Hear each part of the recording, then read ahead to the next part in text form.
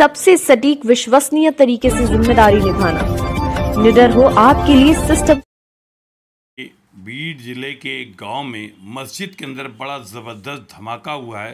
धमाके से दीवारों को नुकसान पहुंचा है, छत को नुकसान पहुंचा है और बहुत चीज़ों को नुकसान पहुंचा है। ये देखिए आप, ये मस्जिद के अंदर काफ़ी नुकसान हुआ है, हालांकि कोई जानी नुकसान नहीं हुआ है।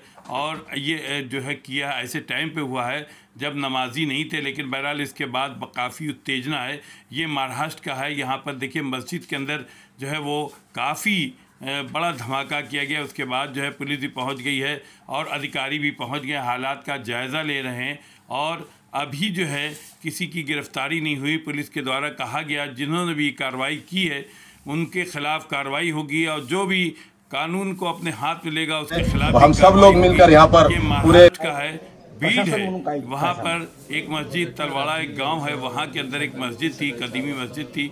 वहाँ पर बम धमाका हुआ है, धमाका किया गया है और ख़तरनाक धमाका हुआ। साहा टुडे आपको दिखा रहा है। आप सभी से निवेदन है चैनल को लाईक करें, सबस्क्राईब करें, यूट्यूब के मैसेज बॉक्स में जाके कमेंट जरूर करें। घटनामध्ये असं आहे की एक आरोपीने तिथे मस्जिदमध्ये जाऊन त्यांनी जिलेटिन वापरून एक ब्लास्ट केला होता आणि जसं आम्हाला हे माहिती भेटली होती लगेच आमचे पोलीस तिथे पोहोचले होते आणि सकाळी 6 वाजताच्या आधी आम्ही दोन्ही आरोपी बीड पोलिसांनी अटक केले होते। फिर्याद जशी आहे तो फिर्यादीला बोलून आपण फिर्याद सुद्धा घेतलेली आहे। त्यामध्ये फिर्यादच्या अनुसार जे कडक सेक्शन होऊ शकते ते कडक सेक्शन आम्ही लावलेले आहे। 2 आरोपी आमच्या ताब्यात आहे, FIR दाखल झालेली आहे।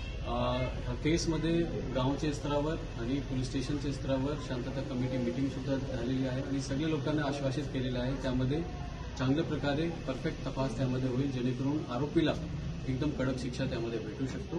तो त्यामुळे ॲज ए SP बीड म्हणून सगळ्या लोकांना हेच रिक्वेस्ट आहे, तुम्ही शांतता ठेवा। पोलीस प्रशासनतर्फे मी सगळ्या लोकांना आश्वासन देतो की आम्ही 100% त्यामध्ये लावून त्यामध्ये आम्ही चांगला तपास करणार। सध्या चतुर्मासमध्ये गुढीपाडव्याचा आणि रमजानच्या दोन्ही सणानिमित्त आज जनतेला तुम्ही काय आवाहन कराल की जेणेकरून हे जे झालेलं वातावरण हे निंदनीय आहे आणि हे निंदनीय वातावरण आपण थांबण्यासाठी प्रशासनाच्या वतीनं कुठली कारवाई? डेफिनेटली हा जो झालेला इन्सिडेंट खूप निंदनीय आहे आणि त्यासाठी जनताला मी हेच सांगतो पोलीस तत्पर आहे आणि हे जो इन्सिडेंट घडला होता त्यामध्ये लगेच पोलिसांनी येऊन 2-3 तासामध्ये सगळी गोष्टी क्लीन केली, आरोपीला पकडले। तो आम्ही आमचं काम 100% यामध्ये करणार आहे। सगळ्या लोकांना हेच आव्हान आहे की तुम्ही शांतता ठेवा। एक माणूसनी असा कृत्य केला त्याचा अर्थ असा नाही की आपण आपल्या जिल्ह्याची आपले राज्याची शांततामध्ये